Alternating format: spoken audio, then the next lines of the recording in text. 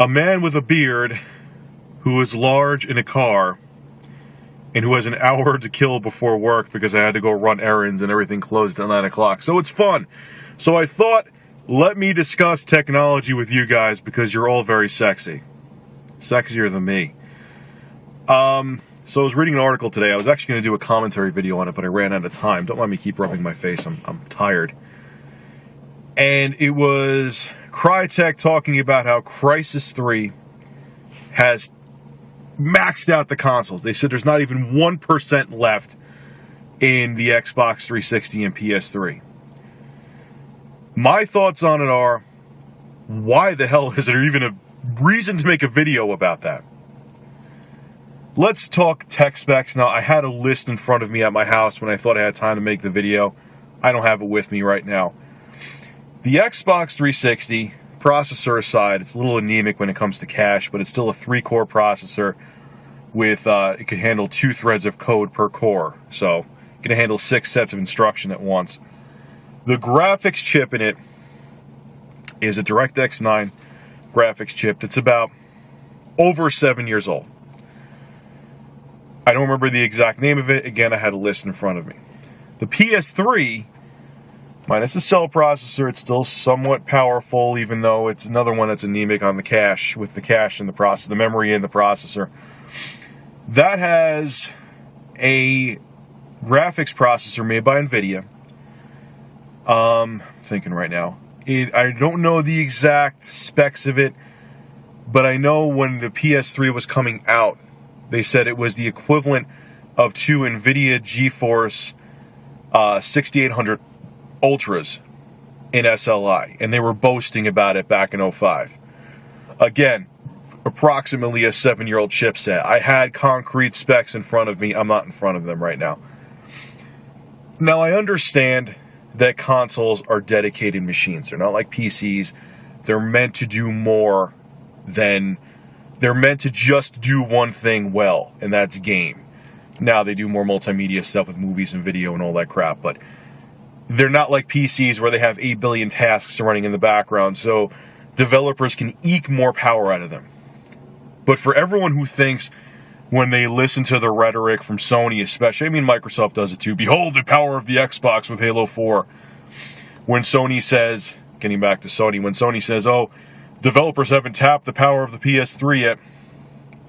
Really? Get real, man. It's over. I mean, look, I love the PS3. I've bought it like 75 times. The Xbox, yeah, they just pissed me off royally, but there's no more power left, man.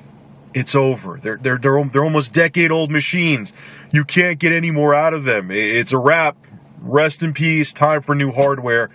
You know, it was funny, even like a year ago, I was like, there's no need for new consoles. Now it's like, when you look at games, especially multiplats, you could see the jaggies, you could see the pop-in, you could see, screens herring, you could see when there's a lot of stuff going on. Like, the developers, they have no more room. They're tapped out.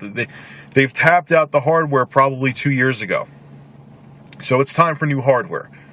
And for everyone who's like shocked by the fact that, like, there was people, I was looking at the article, I saw it on N4G, and there's people that are like surprised, like, no, there's more power in the PS3 and the Xbox 360. I'm like, no, there isn't. It's over.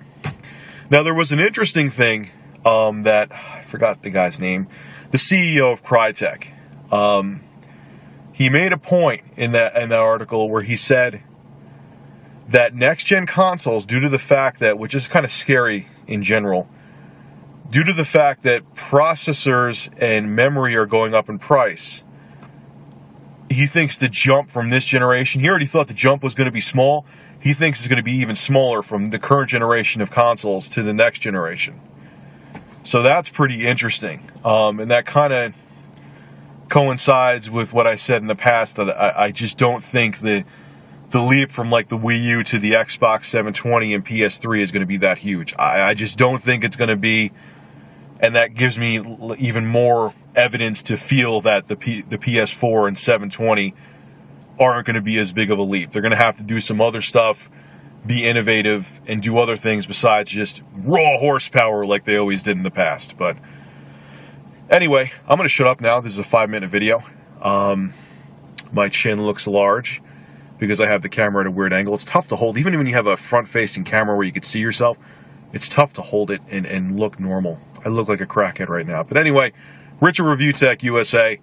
Hope you enjoyed my beard again. And leave your thoughts on this. Do you think that there is more power? There is more they can push out of the old dated hardware of the PS4 and Xbox 720? Or you're like in my camp now, or even a year ago I thought there was more they could get out of the systems, where now I think they can't. I just don't think there's anything else they could do with them. Leave your thoughts below. If you think I'm an idiot, let me know. If you agree with me, let me know. I'm going to sit here and finish my drink and do nothing for 45 minutes before I have to go into work. This is Rich Review Tech USA, signing out. Have a good one.